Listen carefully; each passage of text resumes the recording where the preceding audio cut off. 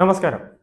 അടുത്ത വർഷം നടക്കുന്ന തദ്ദേശ തെരഞ്ഞെടുപ്പും 2026 നിയമസഭാ തെരഞ്ഞെടുപ്പും മുൻനിർത്തി കേരളത്തിൽ ശക്തമായ രീതിയിൽ വോട്ടുകൾ പിടിക്കാനും കേരളത്തിൽ ശക്തമായ രീതിയിൽ തന്നെ ഇടതുപക്ഷത്തെയും വലതുപക്ഷത്തിനും ഭീഷണിയായി മാറുകയാണ് ബി ഇപ്പോൾ ലക്ഷ്യം വയ്ക്കുന്നത്. അതിനുവേണ്ട രീതിയിൽ ശക്തമായ നീക്കങ്ങൾ അതോടൊപ്പം തന്നെ നല്ല രീതിയിലുള്ള പ്രവർത്തനങ്ങളും ബി നടത്തുന്നുണ്ട്.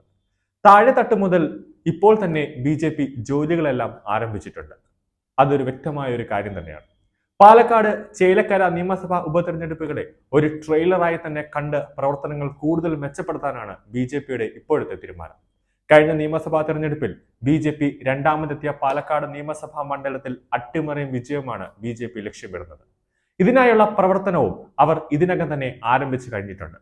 2021 ഷാഫി പറമ്പിൽ കേവലം 3863 വോട്ടുകൾക്ക് മാത്രമാണ് വിജയിച്ചത് എന്നതിനാൽ പാലക്കാട് കാര്യങ്ങൾ ബി അനുകൂലമാണ്. പ്രത്യേകിച്ച് ജനപിന്തുണയുള്ള ഷാഫി മത്സരിക്കാത്ത തിരഞ്ഞെടുപ്പ് കൂടി ആയതിനാൽ പാലക്കാട് എന്ത് നടക്കുമെന്ന് ഉറ്റുനോക്കുകയാണ് രാഷ്ട്രീയ നിരീക്ഷകരും രാഷ്ട്രീയ പ്രേമികളും. ലോക്സഭാ തിരഞ്ഞെടുപ്പിലേറ്റ വലിയ തിരിച്ചടിയുടെ അനുഭവത്തിൽ ഇത്തവണ പരമാവധി വോട്ടുകൾ പിടിച്ചു മുന്നേറാനാണ് ഇടതുപക്ഷം ശ്രമിക്കുന്നത്.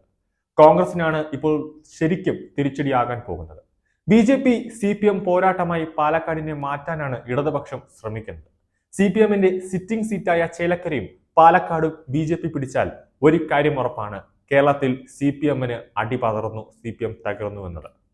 ലോക്സഭാ തെരഞ്ഞെടുപ്പിൽ കോൺഗ്രസിന്റെ സിറ്റിംഗ് സീറ്റായ തൃശൂർ ബി പിടിച്ചെടുത്തതുപോലെ അവരുടെ മറ്റൊരു സിറ്റിംഗ് സീറ്റായ പാലക്കാടും ബി പിടിച്ചെടുത്താൽ അത് രാഷ്ട്രീയമായി UDFന് വലിയൊരു കനത്ത പ്രഹരവും കനത്ത പ്രതിസന്ധിയും ഉണ്ടാക്കുമെന്നതിൽ യാതൊരു സംശയമില്ല.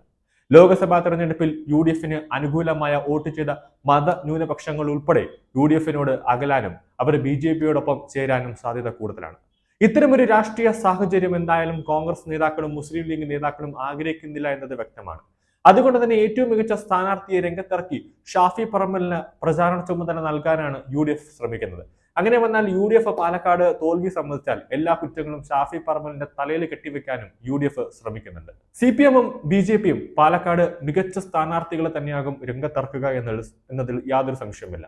അതുപോലെ തന്നെ ചേലക്കരയിലും വോട്ടുകൾ സമാഹരിക്കാൻ കഴിയുന്ന വ്യക്തികളെയാണ് മൂന്ന് പാർട്ടികളും സ്വാഭാവികമായും പരിഗണിക്കുന്നത്.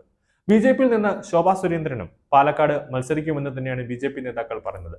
അതുമാത്രമല്ല, ഇപ്പോൾ ഉയർന്നു വരുന്ന ഒരു പേര് ബിജെപിയുടെ സന്ദീപ് വാര്യരെ തന്നെ പാലക്കാട് മത്സരിക്കാൻ ഒരു ആലോചന ബിജെപി ക്യാമ്പുകളിൽ നിന്ന് തന്നെ നടക്കുന്നുണ്ട്.